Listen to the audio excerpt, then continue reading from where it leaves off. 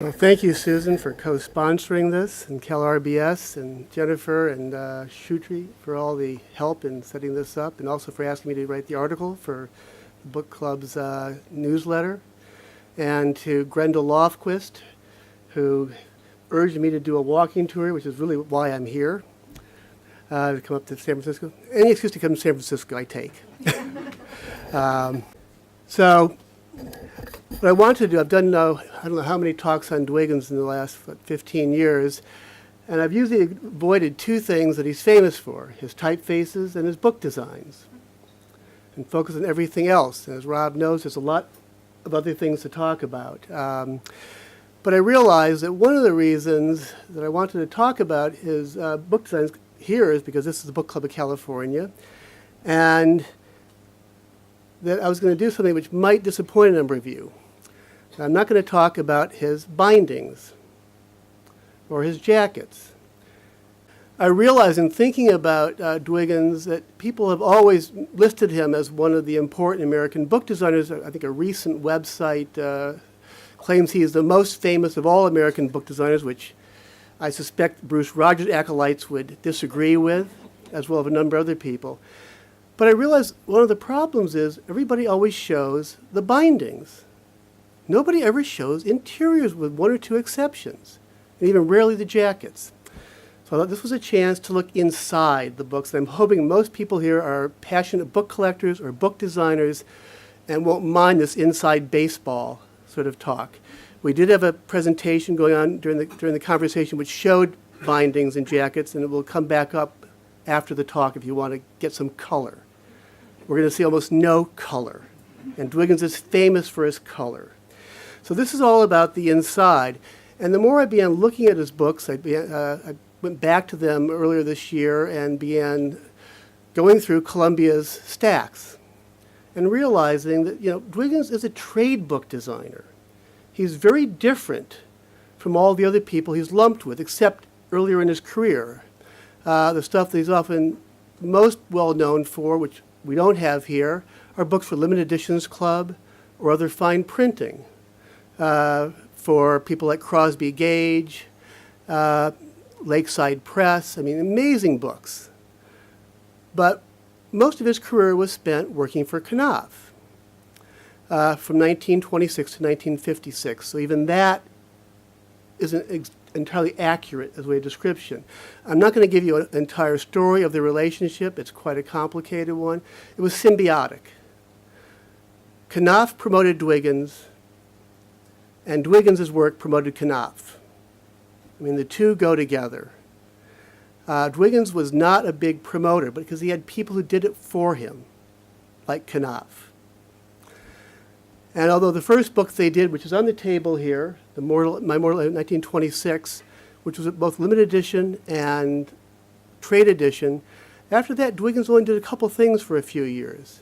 Around 1934 is when he becomes Knopf's principal out-of-house designer, and he was that until 1956. So we're going to look at interiors, and we could look at tons of slides. I've tried to keep it relatively short, looking at title pages, tables of contents, chapter openings, and one or two other things, but mainly that. I thought I would read you Dwiggins' philosophy of design as summarized in the colophon to the Faithful Wife from 1937. The text must be left absolutely free and unhindered. Its free play is the reason for printing the book. Anything, underlined, no matter how glorious, that comes between the text and the reader is bad. If the art, in quotation marks, that you introduce lubricates the play of the text, then the art can be tolerated. But it is always a hard question to settle. Does it lubricate? And what's interesting is in early colophons, Dwiggins sort of talks to the reader. And he tells you what he's going to do in the books. But then he often says, did I do it right? Did it work? I mean, he's trying things out. Now, what interests me about the title pages and some of the chapter openings is everybody knows Knopf books at the back have what's called a note on the type.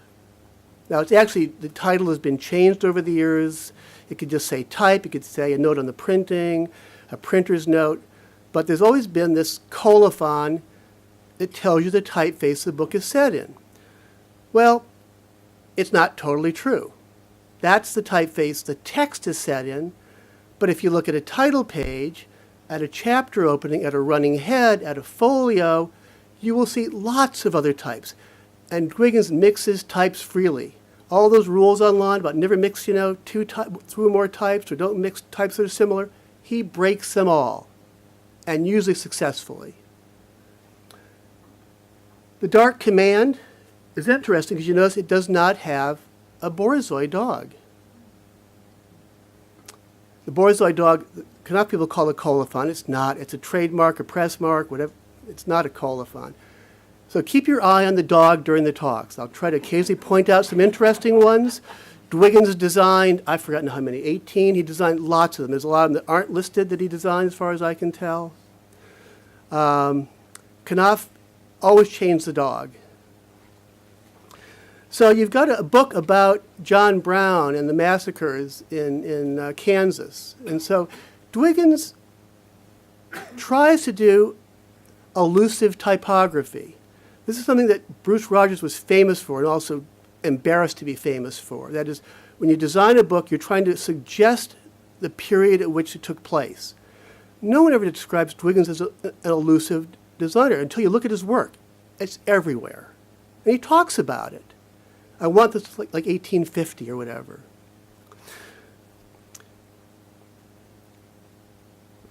Bell for Adano. This is the play version, not the novel. He designed both. And very odd BORZÓI dog, not designed by him.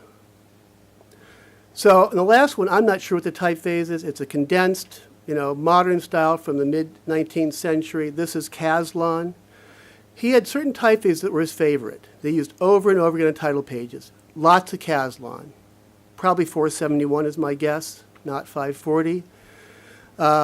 Used lots of Bulmer from ATF. Tons of Bulmer. I would say that might have been his favorite face that he did not design. Baskerville, including Fry's Baskerville. These are all very classic designs. Bodoni. And you have to realize when he did the interiors of the books, he was loyal to Linotype. That was the company he did his type designs for, Morgenthaler. So it's very rare you do not see a book of his that's set in Linotype. There are a couple set in monotype, but they're 99%. They're Linotype. But when it comes to title pages, initial letters, things of that sort, it's big. It's too big for Linotype. So he's working with, I assume, ATF, Foundry type most of the time. The Sea of Grass, which is not here. That's his lettering for the word grass. He's famous for being a calligrapher. It's amazing how rare you see his calligraphy in the books. Fewer than 10 books, I think. And there was a version of this where there was little tufts of grass between the letters of grass. It must have been rejected. I've seen it up in Boston in the archives. That dog keeps moving around, by the way. And you'll keep seeing different ways he treats Knopf's name, how he uses, the way he uses a colon between Knopf, New York, and the date. I used to think that Jan Tschichold had invented this idea of using a colon decoratively. Dwiggins is doing it, long before Tschichold. I love it. I think it's a great idea. He did the second sex. I'm doing these not in order. I'm sort of doing them stylistically. Simone de Beauvoir. Look at the typeface for Simone de Beauvoir. That's a fat face. I don't think Simone was fat, was she? No. And that's a Dwiggins dog in a bush, BORZÓI. The date is 71. It's a reprint. It's the same title as, I think, 53 is the original. Now, what he said about title pages was, one can design the title page along musical lines without risk because the text hasn't begun to work yet. This is part of another colophon of his. The date for the original of this is 53, yeah. And you've got Bodoni plus the fat face. Why? The Plain Dealer, famous Cleveland newspaper. So now you got the BORZÓI dog and a little cartouche. And he's picked up a typeface that's going to suggest newspapers in the Bodoni.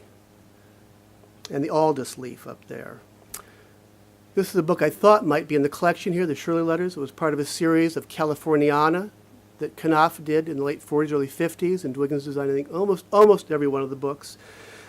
Very odd choice of typefaces. That's a script typeface by Lucien Bernhard. Sort of the last thing I'd expect from Dwiggins. He used it several times in his career, basically to replace his own calligraphy.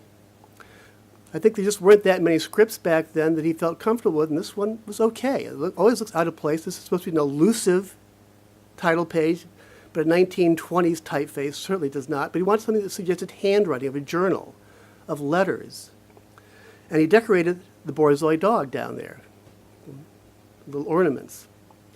And the main typeface on this one, I don't know the main typeface on all the title pages. I've tried to figure them out. Like the Dark Command, I've never figured out. Stuyvesant, this one has Stuyvesant. It's one of the few books with his own typeface in it that was not commercially released. For the interiors, he often used his own typefaces, Electra and Caledonia, never Metro, as far as I know, his first typeface. And then he used a couple of typefaces that were not released in his time. Stuyvesant, and, well, he used El Dorado, which was released in '53, and maybe Arcadia once. But he liked Stuyvesant. There's actually a number of books. This is the first time. This is the very first use of it. My Mortal Enemy, the first book he did with Knopf in 1926 through Elmer Adler and the Pinson printers, both a trade edition and a deluxe edition. So this book is illustrated by Dwiggins. It has little head pieces for the chapters in yellow. Hard to read. They kind of fade away. And you can barely see the yellow here. There's a decorative yellow diamond around the BORZÓI dog. And Rob, I assume, brought the trade edition. Or is that the deluxe? So here's one of the favorite typefaces that Dwiggins used for his title pages, Bulmer from ATF. You can tell by that beautiful Q. And Relman Morin is the italic. And now the dog's got a little ground to run on. That's a Dwiggins dog. The last one wasn't. It was too early. He split the date. I'm fascinated by those little subtle details we can do on a title page. Another newspaper book, and we think the internet put newspapers out of business? No. In 1944, they were worried about newspapers dying. That's what this whole book is about, by Oswald Garrison Villard. So he's put black letter for the titles of newspapers, but he's gone against the grain and put some form of Bodoni for the initials. I hadn't seen this trick outside of Hermann Zoff and Rudolf Koch before. A way to make black letter legible is use Roman caps. Little trick for those who are calligraphers and typographers. And you can see, you can read it, right? Disappearing Daily. Early Americana, which is, I think, on the table with a jacket, by Conrad Richter. Dog in a wreath.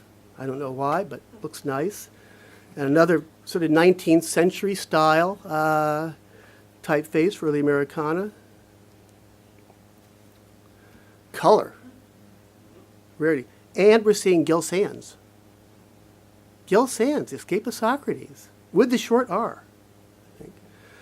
There's a longer one in Robert. See the difference between the two R's in Socrates and Robert? Usually you don't see the short R, the short-legged R. I don't know why he did the color, or I think he did the sans serif to suggest Greece. I mean, you think this is modern. No, this is supposed to look old. At this point, by the way, 1954, Dwiggins dies in 56. So he's 74 when he's designing this.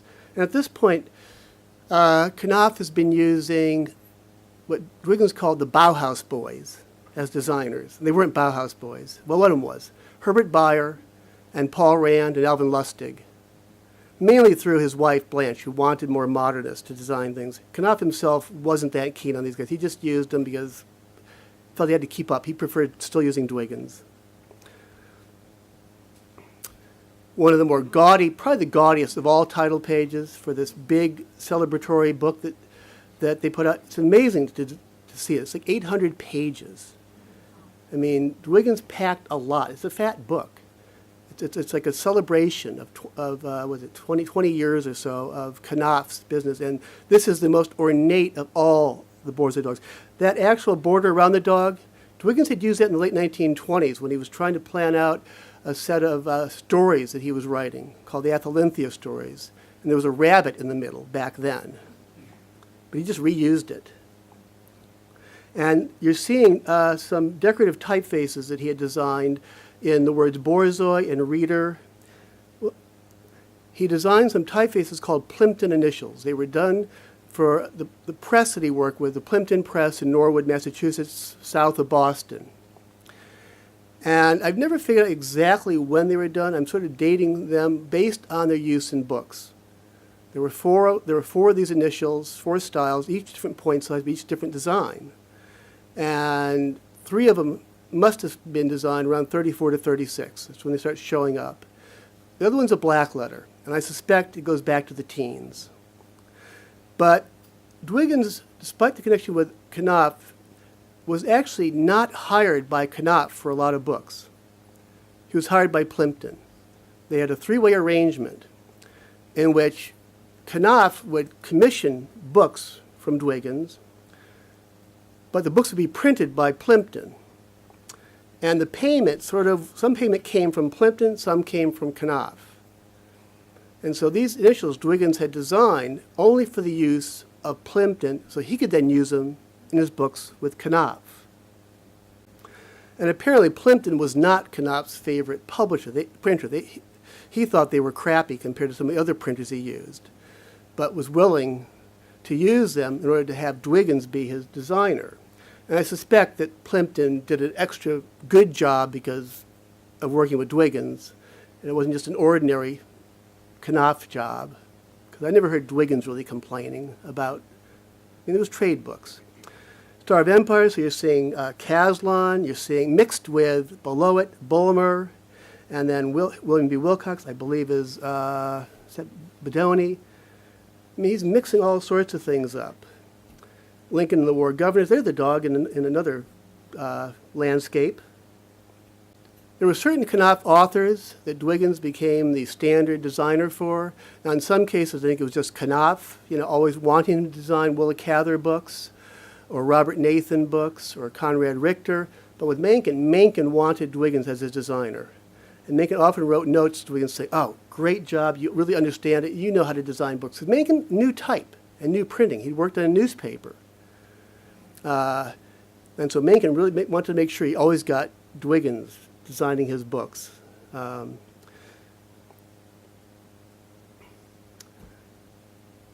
by John Hersey. You'll see a lot of famous books, like Simone de Beauvoir, Second Sex, The Wall coming up. That one's Dwiggins' ornaments below and above the dog, like a cloud and grass, I don't know. Dwiggins does things that are surprising, like the capitals in other stories. Smaller point size. Remember, this is metal type for all you young people here. Anybody under, I don't know, age, 50 now? Dog in a box. I don't know what this Russian Army typeface is. It shows up a lot in Dwiggins. It's some kind of Bedoni or Didot. I think now it's a Didot, but I've been looking in older books trying to find somebody identifying it. It's kind of clumsy, but he seemed to like it. Walter Kerr is not the theater critic. I thought it was. I looked it up. It's another Walter Kerr. People think it's the same guy. It's not. There's a wiki page on this guy who was famous in his day. I thought, wow. He's going to Russia, and writing about theater plays. Dog in a Frame. There's a couple Dog in a Frame versions. This is one of the rare ones where he made a special border just for the book to go with the dog. I don't think it's in another book. And it's made out of type ornaments. Sometimes it's made out of his own stencil ornaments. Some of them are just made out of florins and things. And here he's using Cochin, Nicolas de Cochin, which I'm surprised to see. Once or twice you see it. It's a 1920s French face. You start to realize how limited the choice of typefaces you had back then. I mean, anybody today has a computer, and you've got 100 typefaces. Even if you're just an ordinary person, if you're a designer, you have 1,000 or more, and there's 200,000 you could buy. in Dwiggins' day, you were probably poking him around about 50, of which you hated 40. So you keep coming back to the same, quote-unquote classics, only because there isn't much else that's going to work, at least unless you have, commercial taste, which you're not going to have for a book like this. Desert Challenge. Now, this landscape is not the same with the dog as the next image. They look alike, and they actually are subtly different. I'll go back. The dog's head is up, the dog's head is down. The tail is short, the tail is long. And the little building is different in the background. Another Robert Nathan. Gordon the cartoon. This one has a really interesting interior, which I'm not sure if I kept it or not. Little skull heads for Grendel. And I love this border. I mean, really ornate. I mean, poor Gordon of Khartoum. I mean, didn't do too well. One of the few double page. A lot of the title pages actually have something on the verso. It's usually an historical image that Dwiggins has taken for a lot of books. So most of them aren't that interesting. This one I love. I think he did a nice job of making it a double page spread, not just a frontispiece. Most of them are just frontispieces, really. And look what he did to the BORZÓI dog. I mean, he's tangled up in all sorts of flowers. That's a unique one. But the typeface is supposed to be 19th century. He's trying to suggest when Louisa May Alcott lived. Even the letter spacing. I really think that a lot of Dwiggins' aesthetics come from his childhood. He's trying to often mimic things that he remembered reading as a child. He often talks about certain books from the 1880s and 1870s. This is one of the rare color ones, but it was a special book. It was Java Head. It was a reprint for Knopf, and they wanted to make a very special version, so Dwiggins ornamented it, did a jacket, did all sorts of things that he didn't want to do anymore at this point. So this one's got, it's actually two colors. There's like peach and this berry color. If you can see the peach in it. And a lot of it was Dwiggins trying to get the sense of Java. He wanted to get that exotic sense, and most of the interiors are based on Piedmont, which I think we'll see later. This is an amazing one, Voyages to Vinland. Notice once again the small caps and American. And those guys flanking the dog, they're reused from an earlier book. Another one that's Scandinavian literature. The little guys guarding the dog.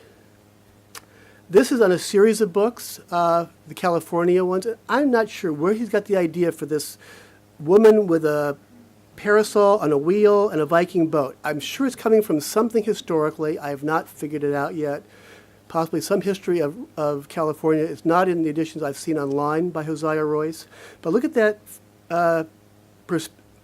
shadowed California.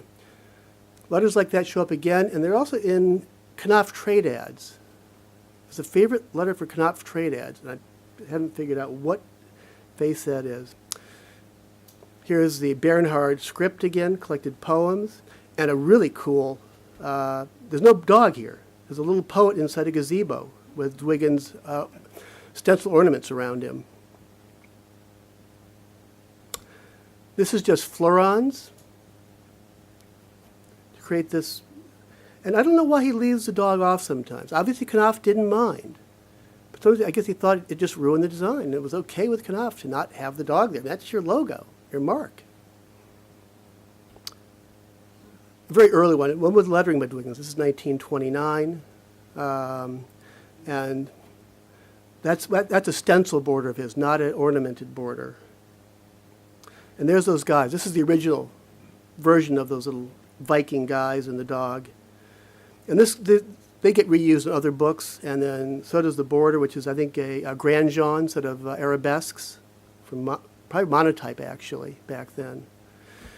Another rare hand-lettered one, Tsushima, and look at the border. It's two opposing navies, Japan and Russia. And that's Dwiggins' script for the translate from the Russian, which is very rare for him to see in a trade book. For the beleaguered city, which is a siege of Richmond, he's created a little border, a stockade, for the title page to give you the sense of the Civil War. Hannah Crane in the Mauve decade. I don't know what he's thinking of, but he lived through that period, so there must be something he's trying to suggest of the 1890s. That was the Mauve decade. Short history of music. So we have the implication of music staves, but no actual music notes. He tries not to go, too obvious. That's why it's elusive. Berlin Diary with, I believe it's Ultra Bedoni, of all things, for the word Berlin, and there's that strange Dido Bedoni for diary. And that border you're seeing is going to later on show up as one of his caravan ornaments, those squiggles on the side. So Dwiggins, along with that tripartite arrangement with Plimpton and Knopf, he's got sort of one between Knopf and linotype. It's nothing official, but he uses linotype faces, which helps to promote linotype for doing book work, because they were known for newspaper work. And he gets a chance to test out his typefaces. And, he then also tests out things like his caravan ornaments. Where the People Sing, which is about the Maoris. So he's trying with just ornaments to suggest Maori decoration. This is Czeslaw Milosz, 1950s. And I'm not sure, there's a famous cover that Paul Rand did for a paperback of this. Very different. And Dwiggins is asymmetric, if you look at the whole layout. And this is probably the only interior of Dwiggins that you ever see, the Enchanted Voyage. He's matching Bruce Rogers and making a little picture out of ornaments, a little ship out of things, just out of the type founder's case. And the typeface is Fry's Baskerville for the Enchanted Voyage. And this one I like even better, for the Sea-Gull Cry, this beach scene, little waves. And this one, I think that's a whale, isn't it? I'm not imagining that. And look how he's totally offset the text so that it balances the whale, and the dog is now on the right. Now, Dwiggins wrote about this ornament. Let me see if I can find my notes. I was reading it earlier too. Okay, in this instance, the designer thought of the paper lace medallions that one used to cut out with scissors, and tried to make something like that out of printer's florets to ornament the chapters. Do they hinder? The type, linotype Baskerville, seems fitting for the kind of narrative. One can design the title page along musical lines, and that's what I already read to you. So this actually shows up in several books. And it gets to the question about what is a Dwiggins book, because there's a book here that is not a Dwiggins book, but it's sort of a Dwiggins book. Dwiggins did a lot of books, and then Knopf would say to him, or Sidney Jacobs, the production manager, I'm designing this book, and I want to base it on this book you already did. And Dwiggins would say, fine. And Jacobs would ask Dwiggins for some advice about how would it look good. And so there are books that look like Dwiggins books because they have Dwiggins ornaments, they've got Dwiggins typefaces, they have Dwiggins' way of doing a title page, even copies of his stuff on spines and bindings. If you look at the colophon, he's not mentioned. But to me, that's a Dwiggins book. I mean, Jacobs may have done it, but he's copying and other people at Knopf. And they were copying Dwiggins decades after he died, into the early 70s. They are either copying him directly and using, and one thing was they used his work because they had it. If he did lettering, like the word Knopf, it was theirs in their drawer, and they would just pull it out and stick it on the spine. All the other lettering would be somebody else's, but that word Knopf, that was his. And the same with ornaments, other things. So some of it was just reusing his look by the same material, other was his actual material. And then the designers would do things that was in his style. And this was accepted practice at Knopf. Well into the 70s. I knew people who worked there who said, yeah, we had stuff to copy. And we were asked to copy it. One of the rare ones with Dwiggins' own decorative ornaments on a title page, and the book is here with a jacket. He has the same design, which is nice.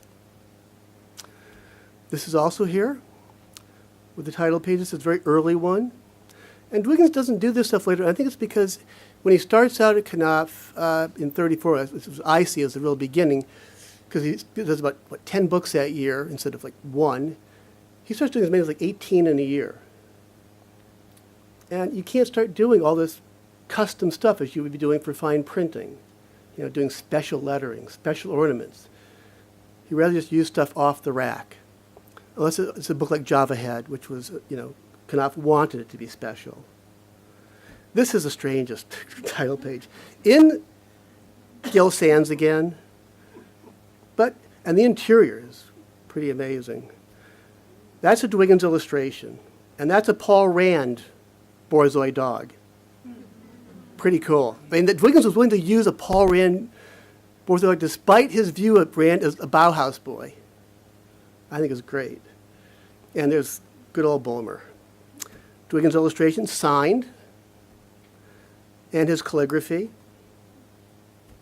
His calligraphy and illustration, but I'm not sure if it's his stencil ornaments or not. It might be. Color, and the book is here. Rob brought it. That's his illustration. That's his lettering for up in the band at the top.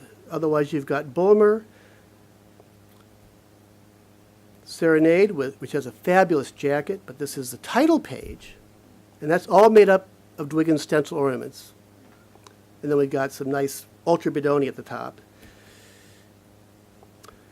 I just put a couple of these. This little ornament I love for the Book of Naturalists, and this one. And then into, no.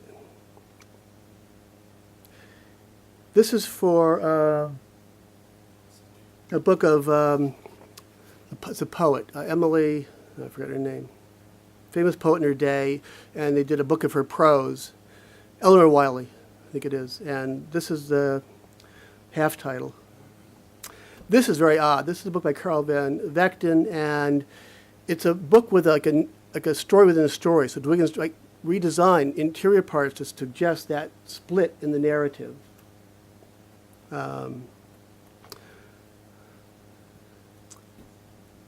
Contents pages are one of the few places designers can do things interesting, but you have to do them well so that the reader can use the book. So there's a lot of variations here, where Dwiggins just says contents, a table of contents, mixes of caps, italic, no leader dots, which we all know you shouldn't do.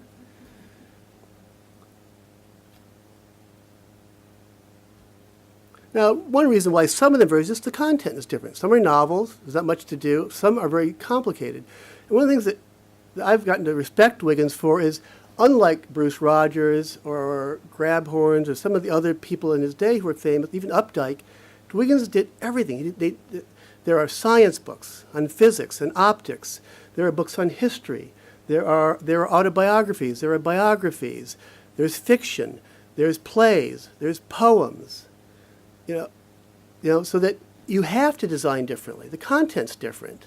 You're not just doing fancy books for collectors. I mean, these are books to be read. And most of these images are from Columbia Stack. So you'll see on the title pages, perforations. And if you look at my other slide loop, you'll see beat-up bindings with library stickers and crap on them. I mean, they always put the damn, off-site stickers on the spines. And on a Dwiggins book, it's like, oh, how can you do that? I'm always peeling them off, thinking on the back. I hope the barcodes still work. That's, I think, a little Dwiggins hand ornament. It's in a couple books. This is The Stories of Catherine Mansfield.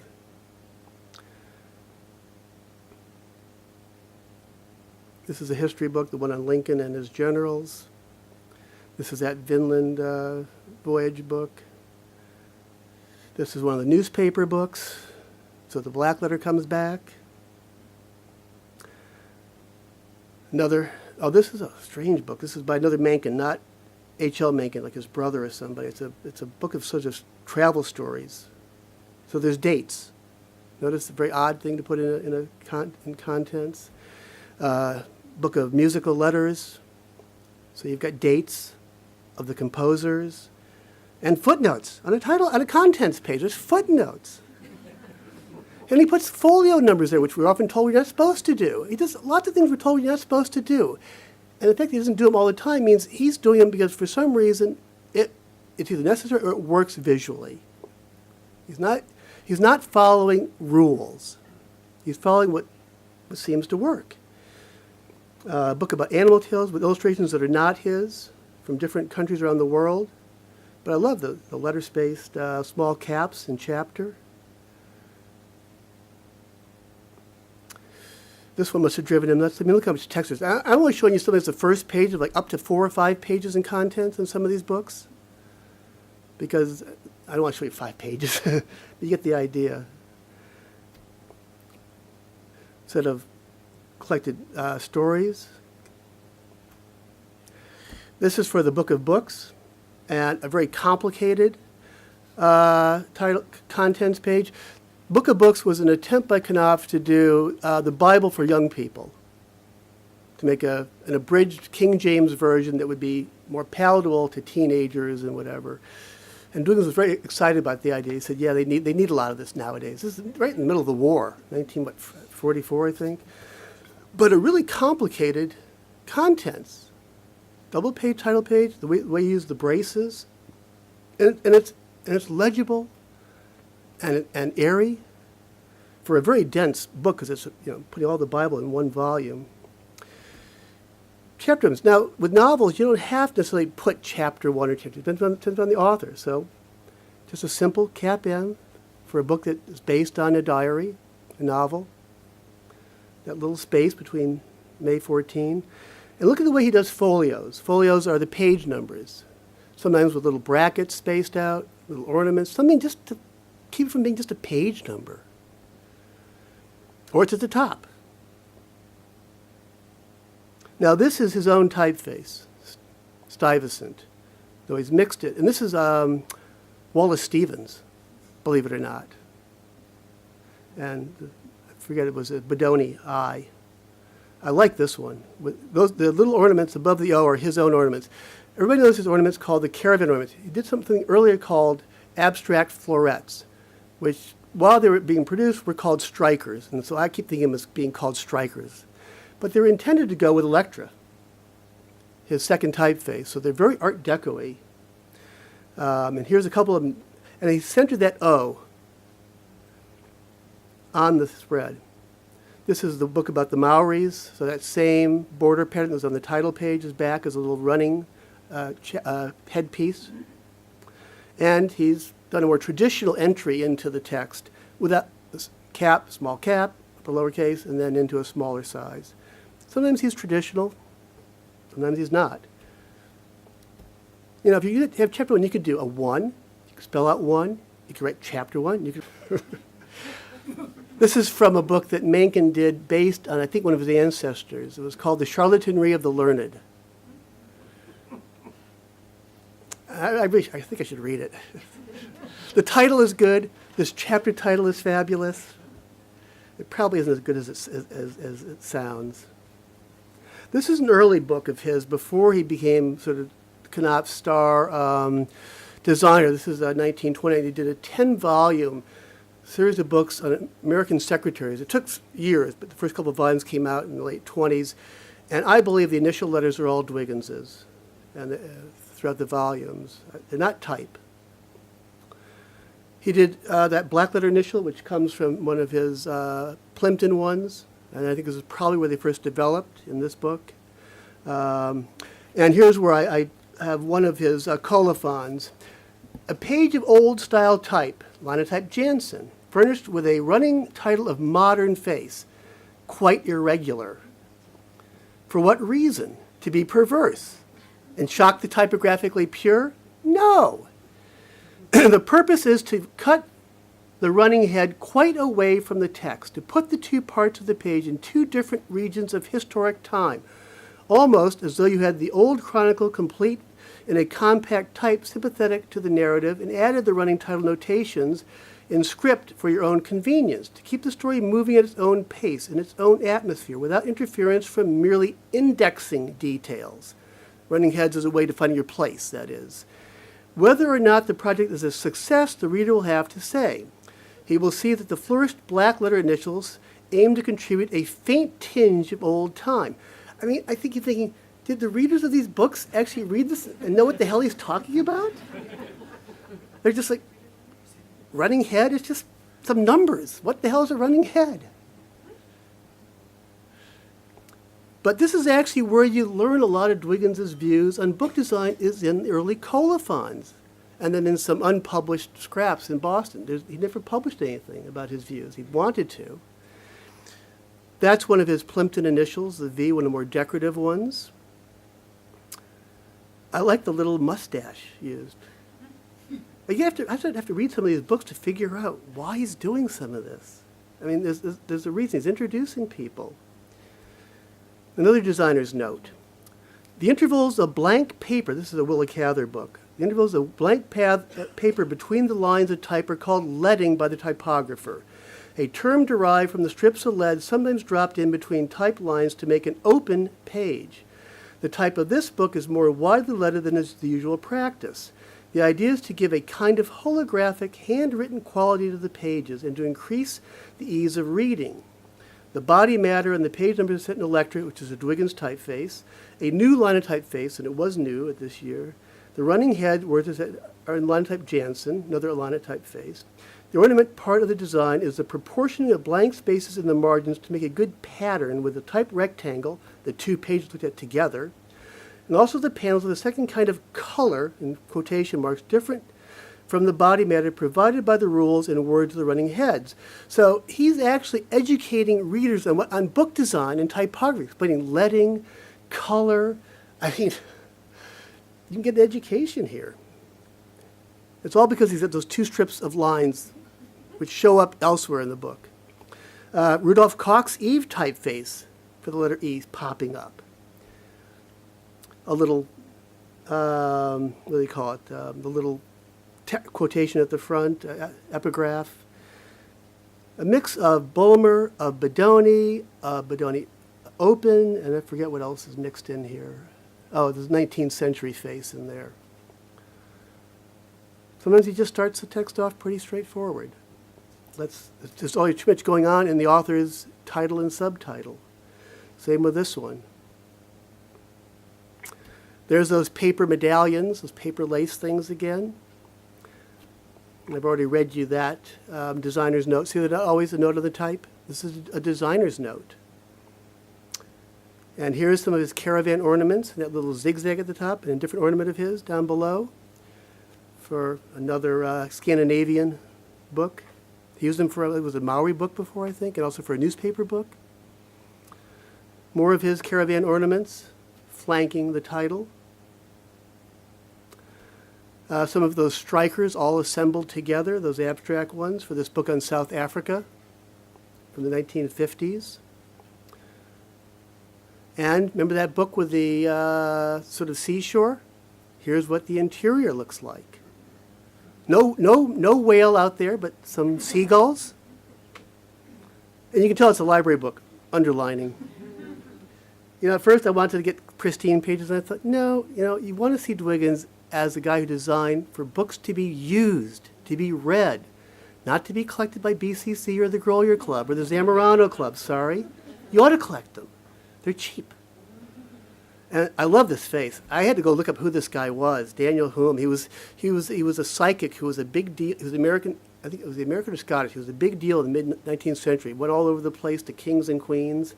And so there's a little picture of him. There's a fugitive book, and this little mark that shows up in the chapters instead of that kind of winding title page. And look at the type. Gill Sans. And in the text, the text is an ordinary sans serif. It's a grot that I don't know, or Gothic, probably Gothic because it's American. It's not Futura. He does use Spartan. Of course, it's linotype. More of those lace paper illustrations. And this, I believe, is one of the books. No, these illustrations were used again for a book Dwiggins did not design. But it looks exactly like him because it's copied off of this book. All it's missing is the colophon. This is Java Head. You saw the colorful title page. And these are these Piedmont imitated illustrations, this French Rococo designer that Dwiggins was fond of because he learned about him through Updike and did a lot of his other commercial work inspired by Piedmont. And there is in color from the same. I love this one. This is for one of Mencken's autobiographies. So I don't know who designed the cut. Dwiggins may have redrawn it, but to get his flavor of Baltimore in the 19th century. One of the few examples of Dwiggins using his own ornaments. This is in the Morton poem book that's here. And another book that has his own typeface is Stuyvesant, and I like the mix with that 1865. This is another one of the newspaper books. And look at this in the middle of the text. I mean, it's a book about the history of airplanes. So there's a headline of a newspaper, and he's tried to copy it. Somebody, unfortunately, has made a mark saying headline in the duh. And I love this, Spartan, bold, letter-spaced in this, it's like a novel of like a chickadee and a mouse or something. Like a children's book, maybe. Willa Cather book, he did a lot of Willa Cather books. One of the books he did for her was called Not Under 40. Great cover on the jacket. She did not like the title page because Dwiggins had put her name first before the title. Willa Cather, Not Under 40. And she's like, no, you got to rearrange the order. Put my name under the title. Apparently she was tough about it, but she never seemed to be mad at Dwiggins except for that one thing. So in this is one of the early colophons he wrote. In this project, might be the very first one, the size of page and general style were set by other books by the author. So there have been plenty of Willa Cather books by Knopf that he was following. The nature of the text required that any variety that might be expected to give typographic sparkle to the pages needed to be contrived with extreme simplicity, out of bits of brass rules, say, and by placing the service elements, page numbers, titles, etc., with care to make pleasant patterns. Slight gradations of weight in the brass rules, the distances the rules are apart, dimensions of the white spaces that separate the elements and that frame the page, these are the pattern-making devices, and the typography fancier will note. So all he's done really is those pair of rules above the running head and the Roman numeral 2. That's what his whole note is about, and explaining that to the reader. A little wavy thing to suggest being in an Indian cruise ship made out of typographic material, not his own. There's that little ornament we saw in a different book.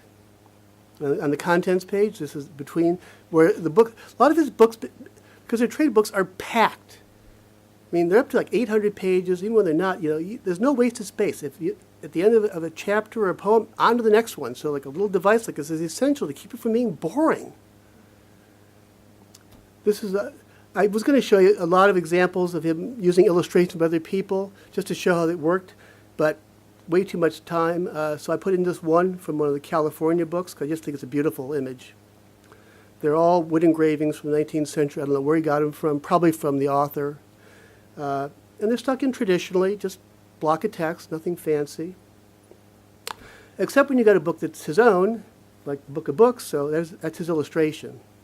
Double column because of the amount of text. And you'll see this book up front. And I had to put a map in because Dwiggins did great maps himself. He did not do this one, thank God. It's pretty awful. But it looks nice in the, what he was stuck with. This he did do. He did several illustrations in this book, diagrams. They're not signed. They're his calligraphy.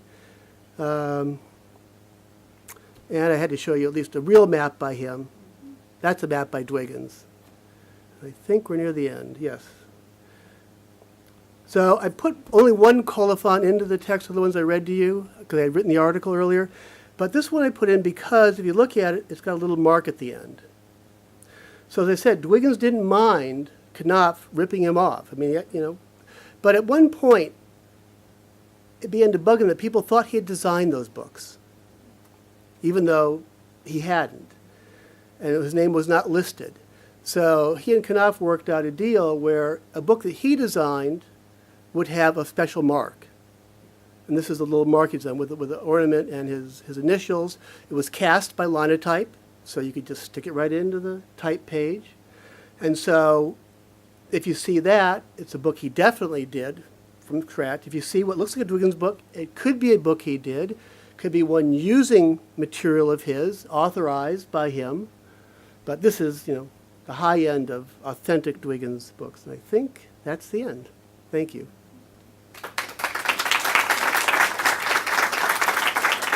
And